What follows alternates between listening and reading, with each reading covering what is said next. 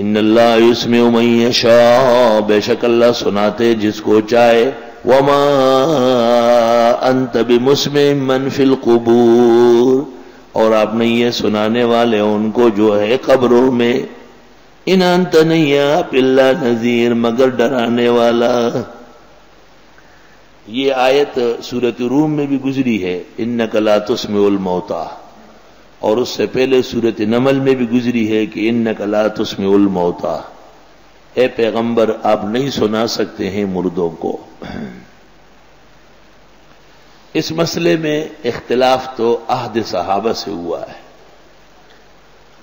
عبداللہ ابن عمر نے جب یہ روایت بیان فرمائی کہ مردے سنتے ہیں تو ام المومنین نے فرمایا کہ اللہ ابو عبد الرحمن پر رحم کر لے، وہ بھول گئے ہیں، جناب رسول اللہ صلی اللہ علیہ وسلم نے ایسا فرمایا، اور پھر آیتیں پڑھی انک لا تسمع الموتى۔ اس وجہ سے کہا گیا ہے کہ عبداللہ ابن عمر تو سماع الموتى کے قائلین میں سے ہیں، لیکن ام المومنین مانعین میں سے ہے۔ علماء نے ان کے درمیان تطبیق کی کوشش کی ہے۔ شاہ عبد القادر محدث دہلوی فرماتے ہیں کہ دھڑ نہیں سنتا روح سنتی ہے، دھڑ نہیں سنتا روح سنتی ہے، موضع القرآن۔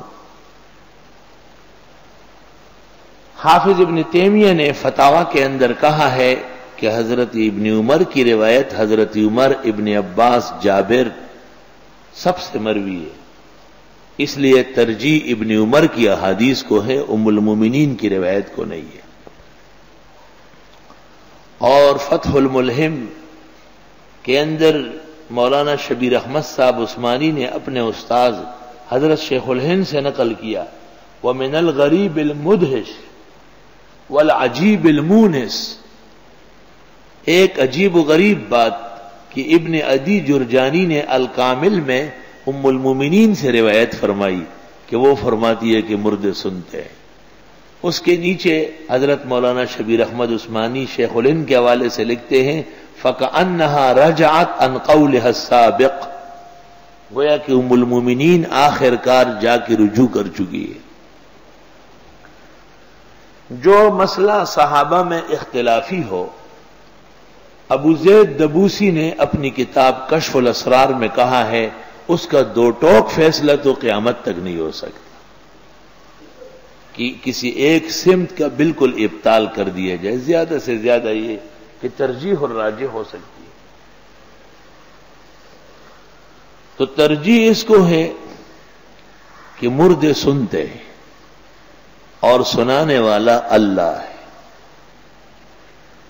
اور اس میں مسلم اور غیر مسلم برابر ہے، لیکن مسلم چونکہ نعمت میں ہے اسے سننے میں سہولت ہے، اور کافر چونکہ نقمت میں ہے اور عذاب میں مبتلا ہے، اس لیے اس کو زحمت ہے سننے میں۔ جب عام اموات کا یہ عالم ہے تو اولیاء اور انبیاء تو بطریق ممتاز سنتے ہیں۔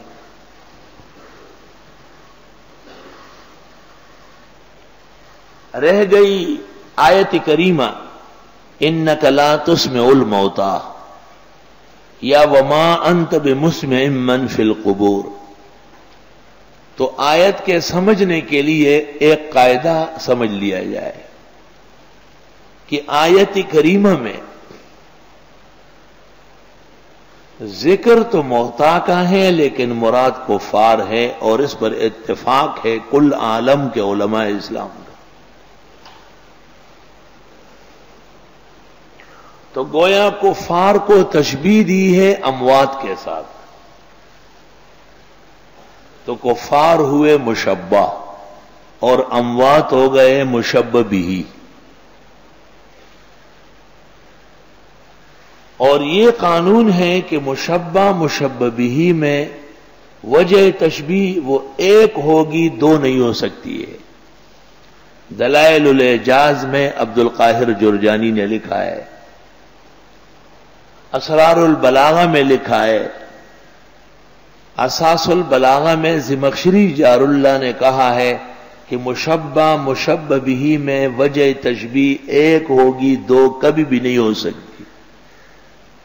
مثلا زید کل اسد، زید کو آپ نے تشبیہ دی ہے شیر کے ساتھ، جو وجہ تشبیہ وصف شجاعت ہے، کوئی اور بات نہیں ہو سکتی کہ دم لمبی ہے بال لمبے ہیں، نہیں یہ غلط باتیں ہیں۔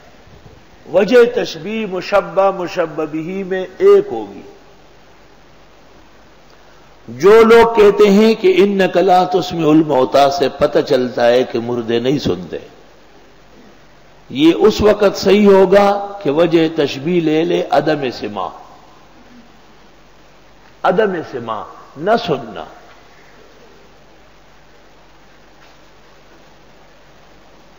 سوال یہ ہے کہ اگر وجہ تشبیہ عدم سماع ہو تو اس سے پتہ چل گیا کہ کفار سنتے نہیں ہیں، جب سنتے نہیں ہیں تو مکلف نہیں ہوئے۔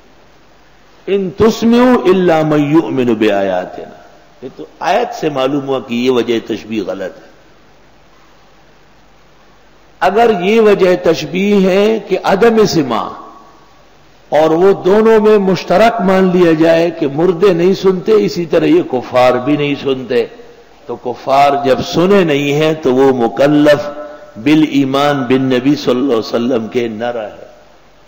اور آپ جانتے ہیں کہ یہ بداہتاً باطل ہے، وہ سنتے تھے لیکن مانتے نہیں تھے۔ تو دوسری وجہ تشبیہ السماع و عدم الانتفاع، وجہ تشبیہ ہے السماع و عدم الانتفاع، سن کر کے فائدہ نہ اٹھانا۔ یہ وجہ تشبیہ دونوں میں برابر پائی جاتی ہے۔ کفار سنتے تھے مانتے نہیں تھے، ان کو فائدہ نہیں ہوا۔ مردے قبروں میں سنتے ہیں لیکن وہ تکلیفی کائنات نہیں ہے، اب سن کر کے اپنی اصلاح نہیں کر سکتے۔